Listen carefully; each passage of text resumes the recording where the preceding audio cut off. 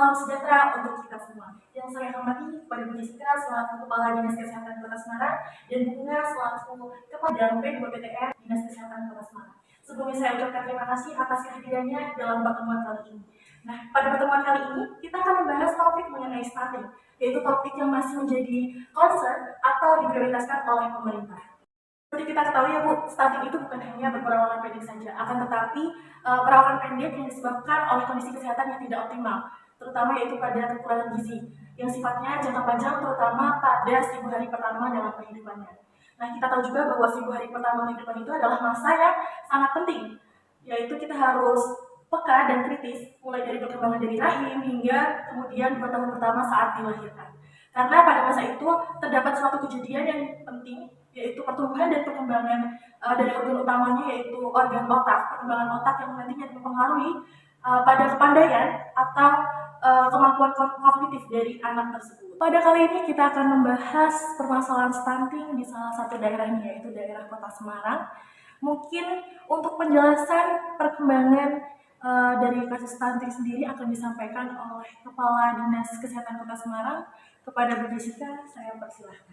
Baik, sebelumnya saya ucapkan terima kasih kepada Mbak Uti yang telah mengundang saya pada pertemuan kali ini. Nah, untuk kasus stunting di Kota Semarang pada tahun 2022 terdapat 3.120 kasus. Kemudian pada tahun 2022, kasus stunting berjumlah 1.340 kasus. Dari data tersebut dapat kita ketahui bahwasannya telah terjadi penurunan kasus. Meskipun demikian, kasus stunting tetap harus menjadi perhatian kita agar tidak terjadi kenaikan lagi. Nah, benar sekali apa yang Kepala Dinas Kesehatan Kota Semarang ini. Stunting harus menjadi perhatian agar tidak terjadi kenaikan kasus. Nah, kalau menurut Bunga sendiri sebagai Kepala Bidang PDM, apa saja sih faktor risiko dan dampak terkait stunting ini? Nah, faktor risiko dari stunting sendiri itu ada beberapa ya Mbak, ada faktor psikologis, kemudian faktor biologis dan juga sosial. Nah, untuk faktor biologis sendiri, yakni meliputi kurangnya asupan gizi pada ibu hamil, kemudian bayi dengan berat badan lahir rendah, kemudian bayi yang tidak diberi ASI eksklusif, juga MPASI, serta adanya penyakit infeksi. Nah, kemudian faktor psikologis sendiri itu kondisi ibu dengan depresi dari saat hamil hingga pasca melahirkan, seperti itu. Dan yang terakhir ada faktor sosial, itu meliputi kurangnya akses untuk memperoleh makanan yang bergizi, kemudian akses terhadap sanitasi lingkungan yang bersih, dan juga tentunya semua itu berhubungan dengan faktor ekonomi dari keluarga, seperti itu Mbak. Nah Mbak, untuk dampaknya sendiri itu ada dua ya Mbak, ada jangka pendek dan juga jangka panjang.